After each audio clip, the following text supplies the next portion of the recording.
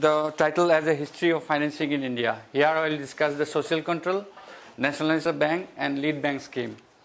Here, as I already told you, that bank sector at first, before nationalization or starting of the social control measures in our country, in the management in the hands of some industrialists. So what happened then? The management is controlled under some industrialists. So they enter the interest is going to not to the priority sector, especially according to their which the board of directors or the industrialists, their interest go to that particular directions. Priority sector as well as the agricultural sector, rural development sector or other allied activities sector in relation to the rural economy are totally neglected. At first, you see, before the enforcement of the Banking Regulation Act 1949, there was a little control and regulation of the banking business. The little control. Yes, there's the one act was there. It is not nationalization. One act is there on the controlling of the banking system, to look after the banking system. But result what? Mushrooming growth of the public banking companies. This is due to the non-nationalization of the banking. The gradual imposition of the act, the Banking Regulation Act 1949, there is a closure and liquidation and amalgamation of the bank into another. So as there is a control is coming under this act, the banking sector going to be closed, okay, or liquidation faced, and as well as the one bank is generally going to be amalgamated to another bank. And another thing is that at that time, the failure of the Palai Central Bank is one of the famous bank in the southern part of our country. Palai Central Bank as well as the Lakshmi Bank. I am not mentioned. Palai Central Bank and Lakshmi Bank 1969. And due to the failure, this is the turning point in the Indian banking scenario. The failure of the Palai Central Bank, one of the famous bank, Lakshmi Bank, one of the famous bank in the southern parts of our country. It was the turning point in the banking scenario, and move for the nationalization had started. The thinking of the nationalization of banks started due to the failure of the Palai Central Bank and the Lakshmi Bank of the southern parts of our country. And what happened then? You see, next step. Then what happened? The banking scenario prior to nationalization. Prior to nationalization, that I am mentioned, the private sector banks be predominantly under the control of the urban oriented and controlled by the few industrialists were not fully equipped with the help of achievement of basic socio-economic objective in relation to the socio-economic conditions of the country. Most of the people who live in the rural areas, they are totally neglected. The credit needs in agriculture, small-scale industry, weaker sections are totally neglected. These are the priority sector, but they are totally neglected as they are under the control of some industrialists. So the bulk of the deposit mobilized advance to the industrial sector, is not it? And the interest of the industrialists always look for the industrial sector. And priority sector agriculture receive barely, you see the position at that time, barely receive 1% only at that time prior to nationalization. In absence of financial institutional protection, the agricultural credit since was dominated by the private money lenders at that time. There are no alternatives. The farmers have to go for the money lenders, and money lenders try to charge the exorbitant rate of interest, try to exploit the farmers. That type of situation was going on at that time, prior to nationalization. Okay, then you see. Then what happened? The demand for nationalization of the commercial bank raised quite frequently in the past at that time. Then at that time the Congress party was in the power, and the session in the Bhubaneswar session of the Congress party in 1964, they took one decision to mitigate the range of economic and social evils, but entirely in relation to the banking sector. They emphasize on the control as well as there may be control in the banking system. There should be some remedial measures, and at the Bhubaneswar session, some recommendation was taken over in Bhubaneswar session. But one thing, due to the problem that may be faced by the government, at that time all the recommendation was not accepted due to the administrative difficulties by the government. Do you understand? And other hand, consequent effect of the economy. They thought about that there may be some adverse effect may come due to the nationalization in the economy. Okay. So, however, though fully not nationalized, there no step was taken for the nationalization of the bank. But there one thing was that recommended that there should be a social control. That means there's some control from the government as well as in other factors. Not fully under the control of the industrialists, but there will be some social control. However, the social control was introduced in the 1st February in 1969, and through the enforcement of the some legislative measures. So what happened at that time? What are the social control scheme? Reconstitution of the board of directors. At first, I have already informed you that the board of directors are from the industrial sector. But here, under social control measures, 51% should board of directors coming should be from the specialized knowledge of the accountancy, agriculture, rural economy, banking, cooperation, as well as the finance, small-scale industry, and other matter useful to the banking company. The board of directors is coming from this. 51% of the total board of directors coming from this sector, experts from these sectors, and appointment of the whole-time chairman. Next point was taken under social control measures. Third things have to considered under social control measures: imposition and restriction to the loans to be granted on the directors concerned. There will be some restrictions. The directors are not wholly freely given the permissions to go for the disbursement of the loan in a particular directions. There will be some restrictions to begin on the directors also. And then the scheme also provided to take over the banks by the government under certain circumstances. That under social control measures, there is some provision also. If the bank fail, the government may go for to take over the entire administrative things of the bank. There is some provision also under social control measures. The objectives of the social control measures was that the widespread of the bank credit direct into large volume of the credit flow to the priority sector, that is the agricultural sector. National, at that time, under social control measures also, the National Credit Council was set up to perform the certain specific functioning relating to the credit to the priority sector. The objective of the setting up the National Credit Council to look after or supervise the entire functioning of the disbursement of the loan to the priority sector. At the time of the social control measure introduced, the National Credit Council was set up. Okay. Then what happened?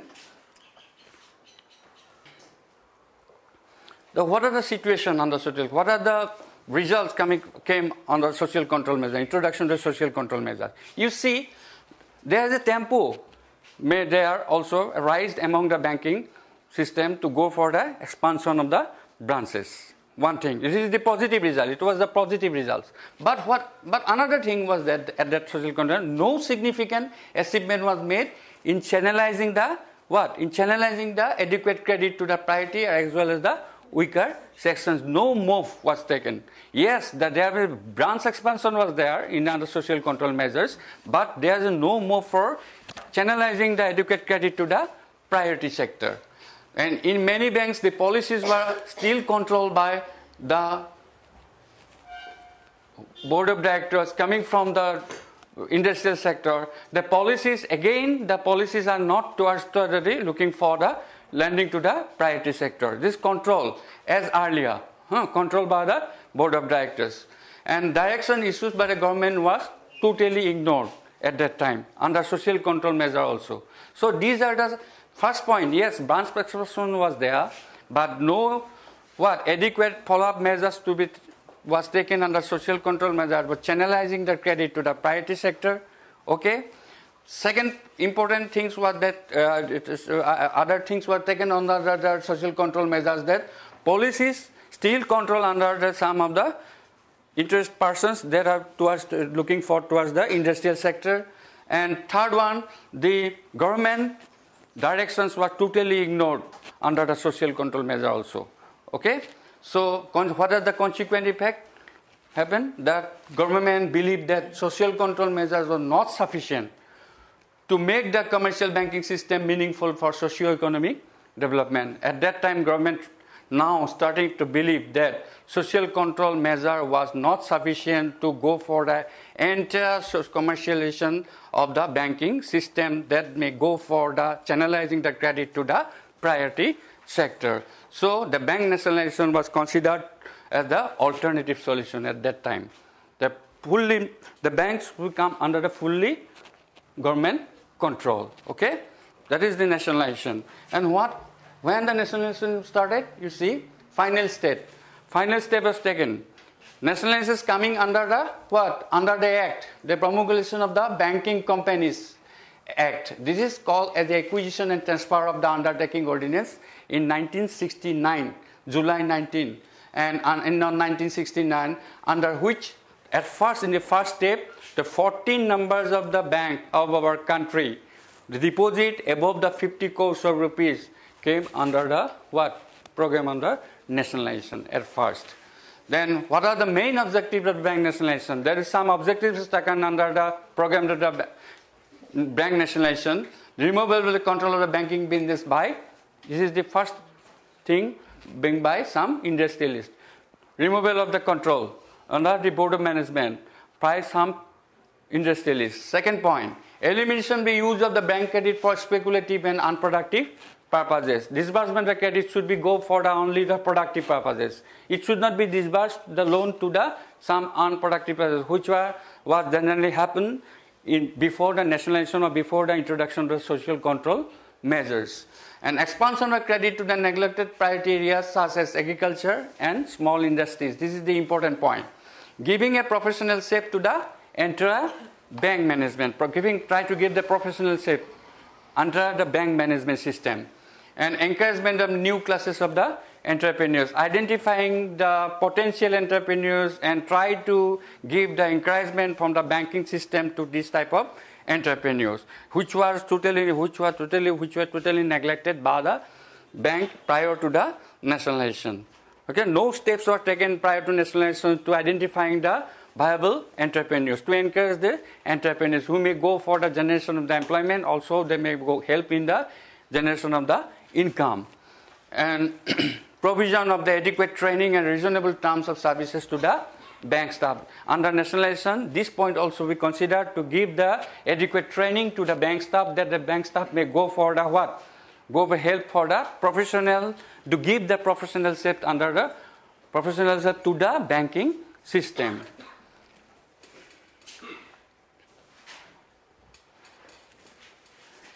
And after the nationalization, as I am already informed you that I am concerned along with the agricultural credit, after nationalization, what different steps are generally considered by the government as well as the banking system.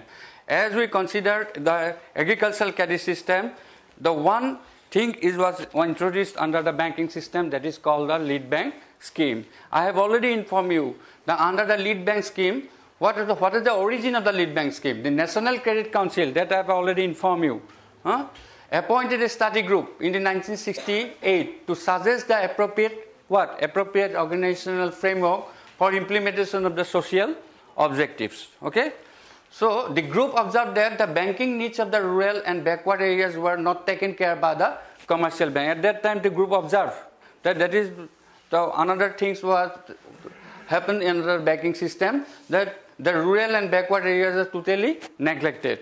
So besides the credit needs of the agriculture as well as small scale industries and allied activities remain neglected as a result. Then the group recommendation, the area approach for the development of the financial structure, and district should be the unit area approach. Okay. So what happened under the lead bank scheme? The RBI appointed Sri FRF Nariman Committee to study the recommendations given by the National Credit Council to set up the lead bank scheme. And the Nariman Committee also endorsed the area approach theme that are to be given by the National Credit Council, and recommended the formulation of the lead bank scheme in the country. The formulation of the lead bank scheme in the country. At first, the recommendations coming from the National Credit Council, the government giving the Nariman Committee whether the recommendation given by the National Credit Council and the Nariman Committee also suggests or endorse the recommendation to go for the establishment of the or starting of the lead bank scheme under what? Along with the objective to give the credit to the priority sector. RBI accepted the recommendation and lead bank scheme came into force in 1969. That is, after nationalization, in relation to the priority sector lending, it was the one important steps that were taken in relation to the commercial banking system. That is the establishment of the lead bank scheme. Then what is the lead bank scheme? You see, the lead bank as a consortium leader. Okay, the specific district of the country are allotted to each bank to take a lead role, identifying the potential areas of the branch expansion and the credit paying. That is, lead bank, under the lead bank scheme, all the commercial banks were considered, and one commercial bank is allotted with the role of playing the lead bank in relation to the priority sector lending. The bank which is entrusted with the lead bank as a lead bank of the district, or a particular district of the country, they were entrusted with the responsibility to give guidelines to the other commercial banks in relation to the priority sector lending. Do you understand? The one bank is entrusted with the duty to give guidelines to the other commercial banks in relation to priority sector lending or the lending to the rural development activities. Okay? So, accordingly, all the districts of the country, excepting the metropolitan cities of Mumbai, Kolkata, Chennai, and union territories of Chandigarh and Delhi and Goa, other districts or other district of the other states are allotted under the lead bank scheme, except this type of metropolitan cities as well as the union territories. And what is the objectives of the lead bank? Now you understand what is the theme of the establishment of the lead bank?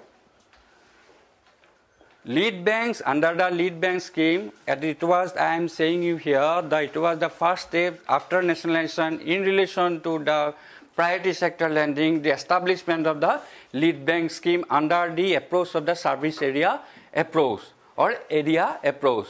It was recommendations was given by the National Credit Council. First step, the government appointed Nariman Committee whether there should be this type of steps should be taken or not. And Nariman Committee, after examining the recommendation, they also endorsed the establishment of area approach under lead bank scheme. So as a whole, the 1969 government decided to establish the lead bank scheme in the country. Second point, what is the lead bank? That is every district of the country, except some metropolitan cities and the Indian territories, every district of the country was allotted to a particular commercial bank, and that commercial bank considered as the lead bank, and along with the responsibility entrusted to the lead bank, that it can give guidelines or the coordination, or may go for the coordination effort in relation to the priority sector lending, or that is agricultural sector or rural development sector. Do you understand? Now, what are the objectives? First objectives of the lead bank establishment of lead bank is the problem, that is eradication of the problem of that I am already unemployment and the underemployment. You see, along with the unemployment, underemployment is the another bad things that are to be observed under the agriculture sector. You know the underemployment? You may see the employment, but there is the excessive amount of the people employed per unit of area than the required amount. That is called as a underemployment. And under the lead bank scheme, there are the provisions for eradication of the unemployment, the underemployment. Appreciable rise in the standard of living of the poorest of the poor. They look for the upliftment of the standard of living of the poor people of the country. Provision of the sum of the basic needs of the people belongs to the poor sections of the society. The second and third point is at least they're the same, and you see, along with these objectives, when we consider the lead bank scheme, we may divide the lead bank the functioning of the lead bank schemes into two parts. That is in the phase 1 and phase 2. Under phase 1, what happened? Under the lead bank scheme, phase 1, that is considered the involvement of the survey of the district by the respective lead bank. They're surveying the different parts of the district in different, considering different objectives, okay, as well as that considering different activities, okay. Then phase 2, preparation of the district credit plan. After surveying, the lead bank may go for the preparation of the district credit plan, okay, along with some specific objectives. And what are the functions of under the survey of the district under the phase 1? You see, number 1, surveying the potential areas of the development of the banking. That means the lead bank will go for the surveying of the area and identifying the potential areas where the banking system, expansion of the banking system may go for. Okay? In what, this is the selection of the area where the branch expansion may go for. Okay? The potential areas under the survey. Next point is the identifying the business establishment dependent on the non-institutional agencies and financing them. Okay, the business, identifying the business areas where the non-institutional agencies are involved in the disbursement of the credit. Okay, and try to eradicate the involvement of the non-institutional agencies in the business areas and try to disburse the credit from the banking system, from the institutional agencies. And third one, examining the marketing facilities for farm and industrial produce and linking the credit with the marketing. Okay? And fourth one, invoking the cooperation of the other banks operating in the district for branch expansion. That is the coordination effect along with the other banks in relation to the branch expansion activities. And fifth one, estimating the credit gap of the various sectors in the district. That is, the bank may go for the surveying, after surveying, they may go for the estimating of the total credit needs, especially to the priority sector, and what amount of the credit already disbursed. And through this method, they may go for the estimating the credit gap of in the district. They can go for the credit gap. What is the difference? What is the lack of the credit in the priority sector lending in relation to the priority sector lending in the district? They can go for the estimating of the credit gap. And sixth one, developing the context and maintaining the relation with the government as well as the other agencies. That is, the lead bank may act as a liaison agent or liaison agency to what? To take relation or to maintain the relation along with the government as well as the other administrative agencies who are operate in the district. Okay, as a liaison agent. Okay, liaison agency, lead bank may play the role.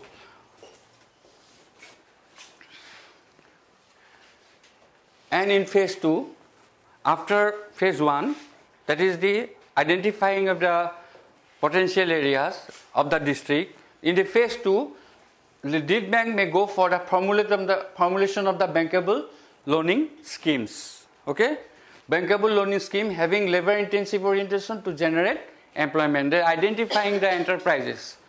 Identifying the enterprises who have the potentiality for generation of the income or as well as the generation of the employment. Next point, disbursement of the loan to increase productivity of the land, allied activities to reduce underemployment. That is, through increasing the productivity, the bank may go for the reduction of the underemployment. And disbursement of the loan to this sector to increase the productivity, they may go for the reduction of the underemployment in this sector, that is agricultural sector. And third one, give maximum credit to the weaker sections of the society, mainly for productive purposes. So, after phase 1, these three things are generally considered by the lead bank scheme under phase 2, that is activities under district credit plan, DCP, known as the DCP.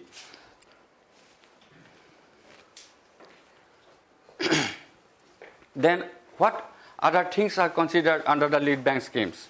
Under the lead bank scheme, the district consultative committee also set up, known as the DCC.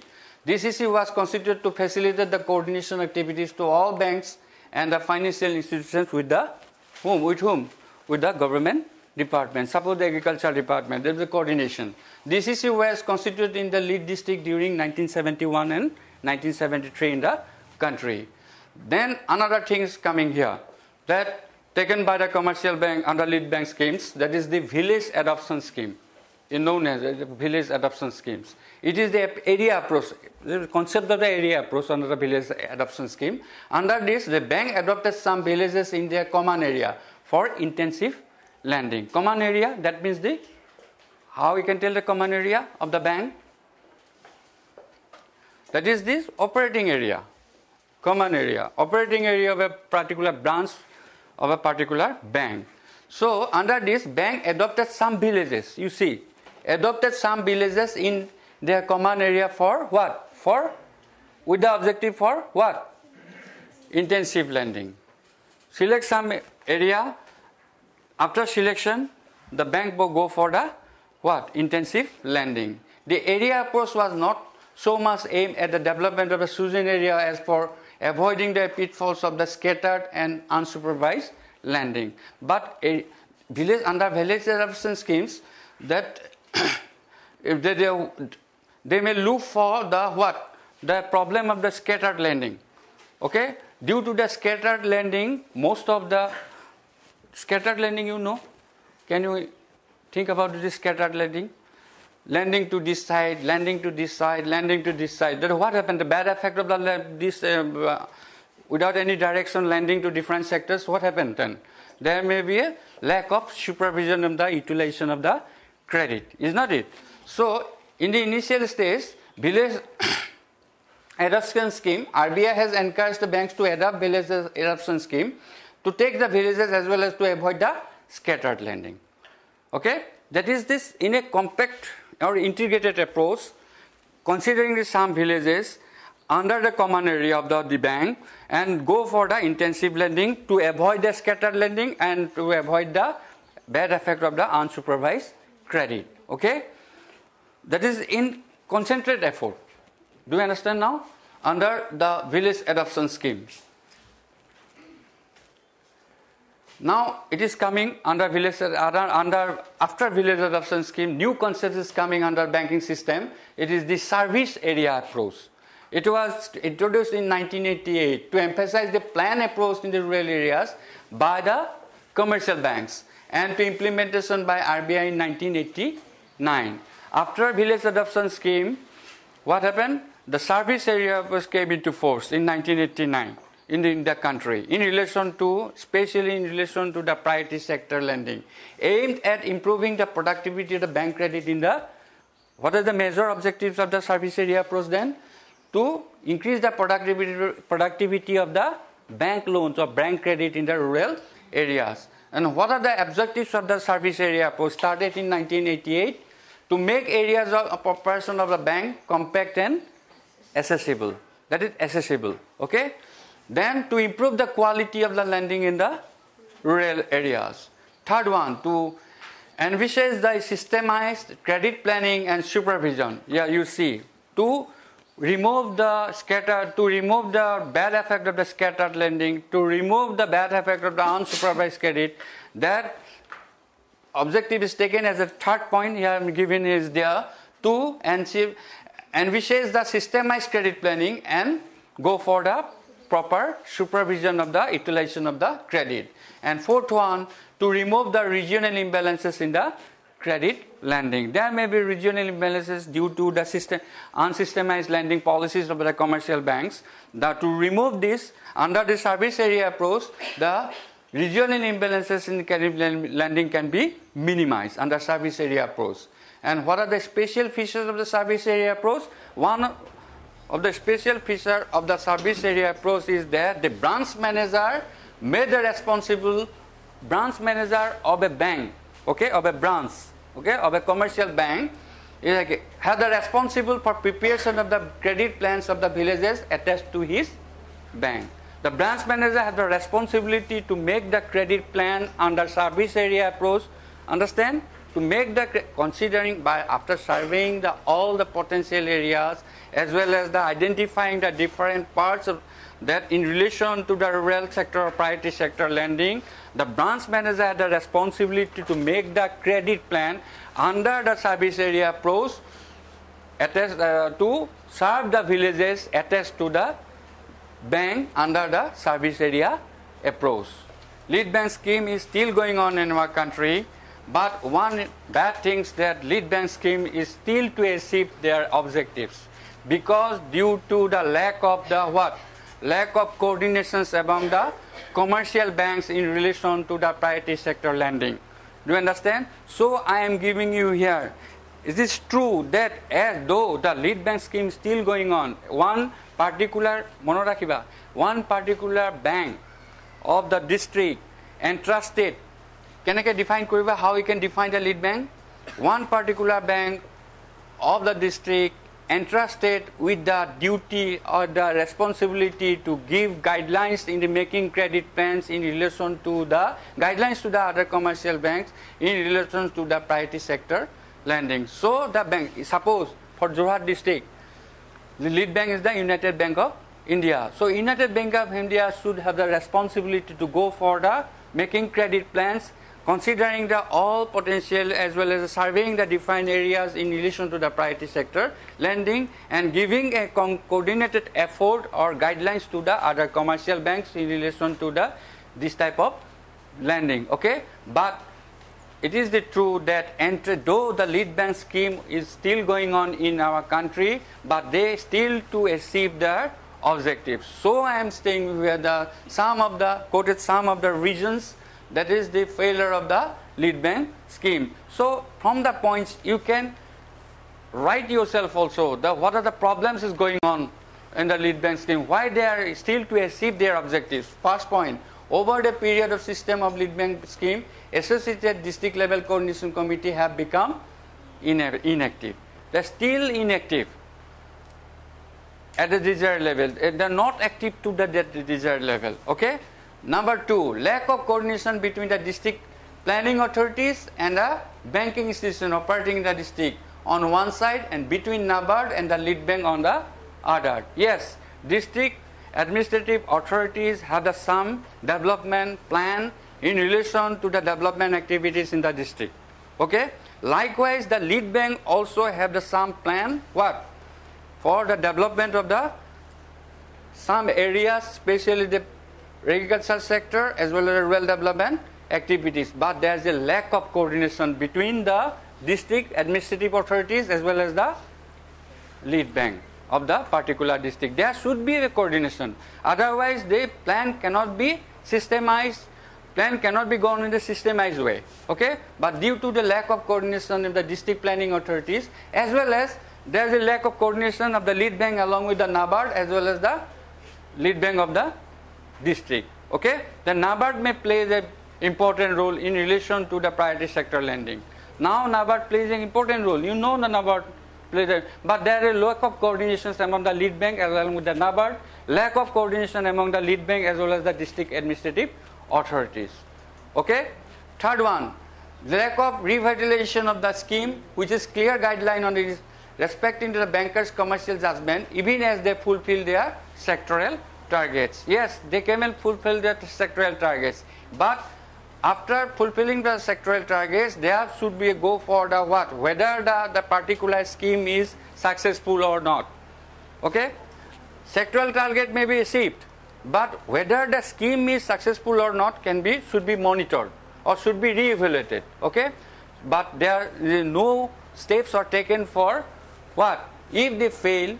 No steps were taken by the lead bank for revitalization of the different schemes under control of the lead bank of the district. There no steps were taken for revitalization of the different schemes which still to achieve their target. Okay, to achieve their objectives. Then fourth one, various committee like block level bankers committee, district coordination committee, district review committee do not function with their all seriousness. These are, you see, various committee, block level bankers committee, district coordination committee. These are the some committee that are set up under the lead bank scheme. District review committee, they are do not functioning at the desired level. They are not functioning at their desired seriousness. Okay, and due to which inadequate information system, lack of proper monitoring of the returns relating to the priority sector credit. Okay, and inadequate information system. There is no information generated.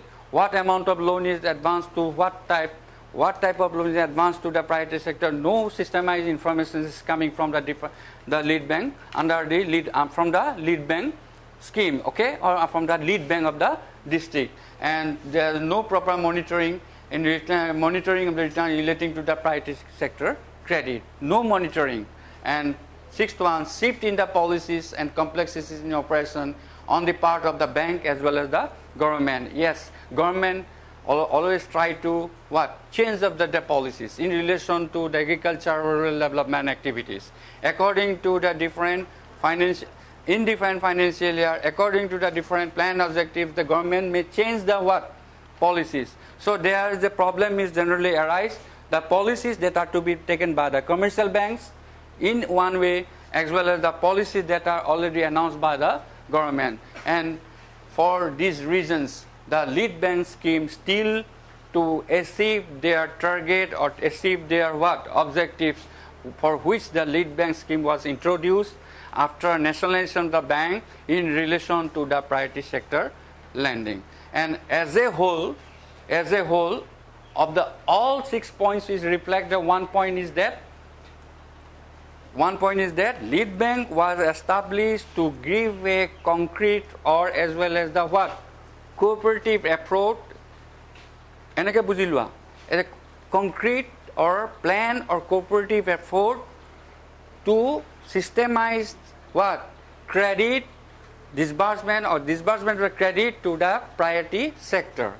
And on this point, one bank was entrusted with the responsibility of the giving guidelines to the other commercial banks in relation to the priority sector lending. They have the responsibility to make district credit plan and other plan in relation to the credit to the rural sector. But due to the lack of coordination, all these points reflect one point: lack of the coordinations. Second point, due to lack of the seriousness.